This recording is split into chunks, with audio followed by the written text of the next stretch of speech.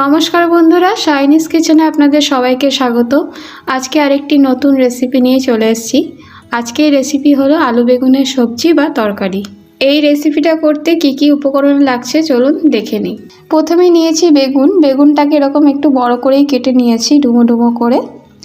এখানে নিয়েছি আলু, নতুন আলু ছোট ছোট করে কেটে নিয়েছি।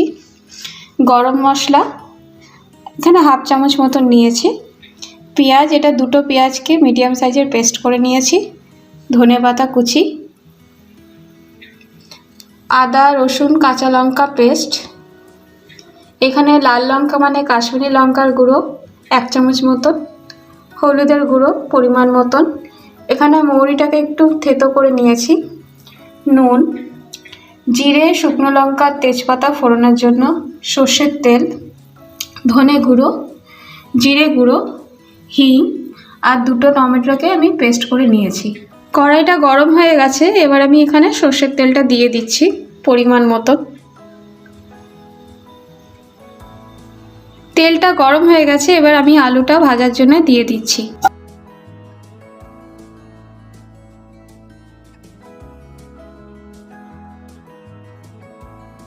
এবার একটু আস্তে আস্তে আমি কম আঁচেই ভাজবো।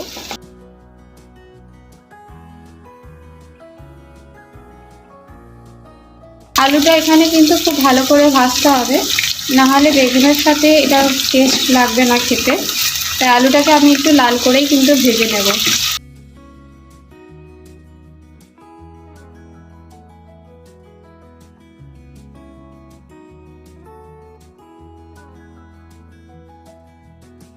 আলুটা ভাজা হয়ে গেছে, এবার আমি আলুটা তুলে নিচ্ছি।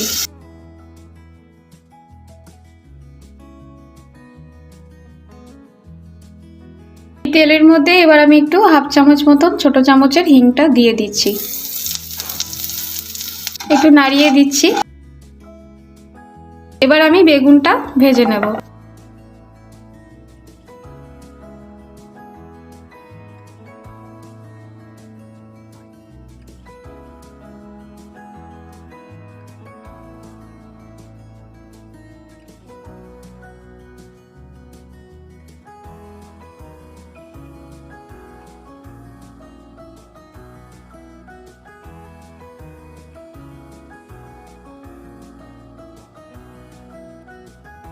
বেগুনে আমি আরেকটু সর্ষের তেল দিয়ে দিচ্ছি।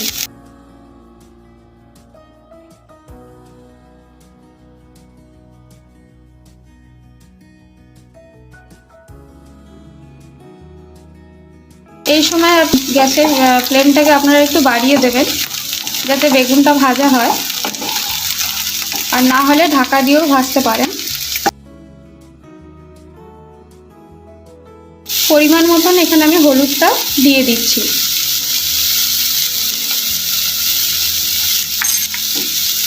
লবণটা এখন দিচ্ছি না, লবণটা দিলে কিন্তু বেগুনটা গলে যাবে একদম, তাহলে খেতে ভালো লাগবে না।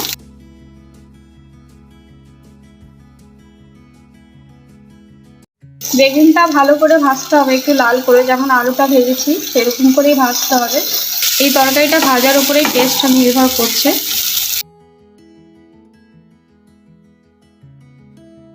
দেখুন বেগুনটাকে আমি ভেজে নিয়েছি, সুন্দর করে লাল করে ভেজে নিয়েছি। এবার আমি এগুলো তুলে নিচ্ছি।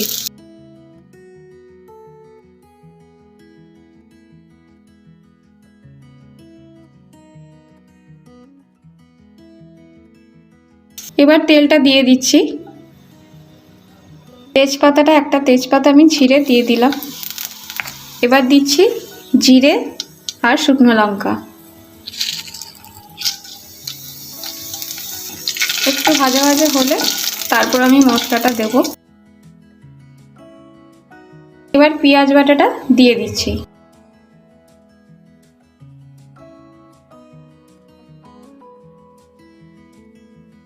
পেঁয়াজটা একটু ভাজা হলে তারপর আমি আদা রসুনের পেস্টটা দেব।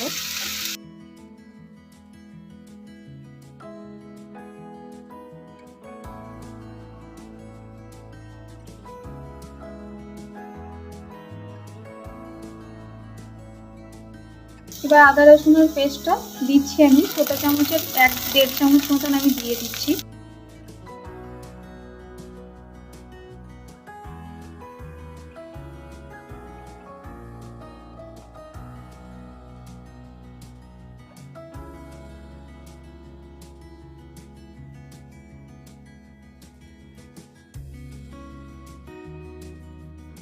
মশলাটা ভাজা হয়ে গেছে, এবার আমি গুঁড়ো মশলাগুলো এক এক করে দিয়ে দিচ্ছি। এটা জিরে গুঁড়ো 1 চামচ ছোটো চামচের, ধনে গুঁড়ো দেবো 1 চামচ, সবই ছোটো চামচের দিচ্ছি যেহেতু তরকারির পরিমাণটা কম। এখানে মৌরিটা থেতো করে রেখেছি সেটা দিয়ে দিলাম। এবার দিচ্ছি লঙ্কা গুঁড়ো, কাশ্মীরি লঙ্কা গুঁড়ো, এটাও 1 চামচ মতন দিচ্ছি। আর দেবো এবার হলুদ, হলুদটা পরিমাণ অনুযায়ী দেব।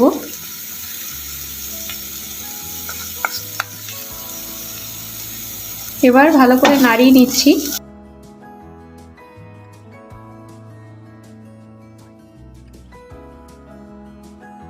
সামান্য এবার আমি একটু তেল দেব।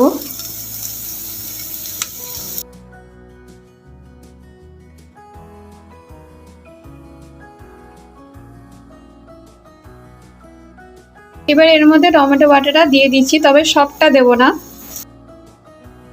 সবটা দিলে টক হয়ে যাবে।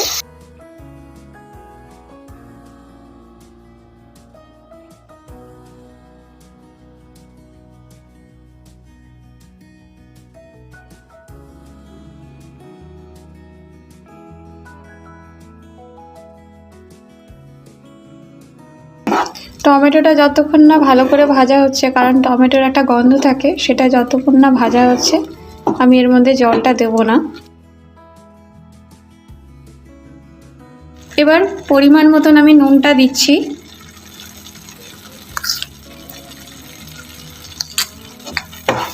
যেহেতু আমি আলু বেগুনে নুন দিইনি তাই এখানে একটু বেশি করেই দিলাম।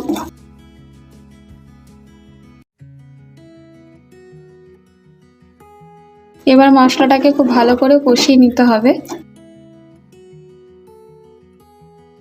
মশলাটা ভাজা হয়ে গেছে, এবার আমি জলটা দিয়ে দিচ্ছি। খুব বেশি জলটা দেব না, কারণ বেগুন আর আলু দুটোই ভাজা আছে।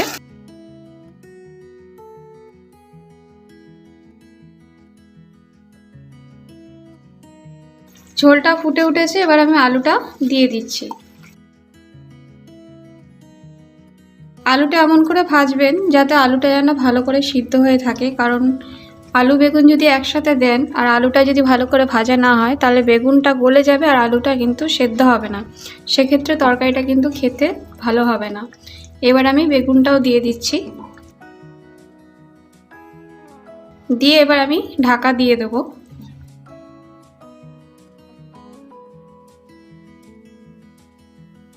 এবার আমি ঢাকাটা দিয়ে দেবো 3-4 মিনিটের জন্য। যেটুকুন সেদ্ধ হওয়া বাকি আছে এই টাইমের মধ্যে হয়ে যাবে। 3-4 মিনিট হয়ে গেছে, এবার আমি ঢাকনাটা খুলে দেখছি তরকারিটা হয়েছে কিনা। দেখুন তরকারিটা কিন্তু হয়ে গেছে, এই যে আলুটা কিন্তু খুব ভালোভাবেই সেদ্ধ হয়ে গেছে। এবার আমি গরম মশলাটা দিয়ে দিচ্ছি, আর দেব ধনেপাতা কুচি।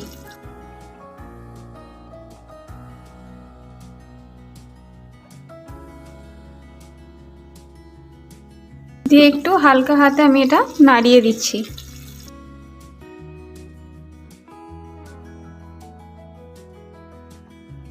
এবার আমি 1 মিনিটের জন্য ঢাকা দিয়ে দেব। তরকারিটা কিন্তু আমার তৈরি হয়ে গেছে, এবার আমি গ্যাসটা অফ করে দিচ্ছি।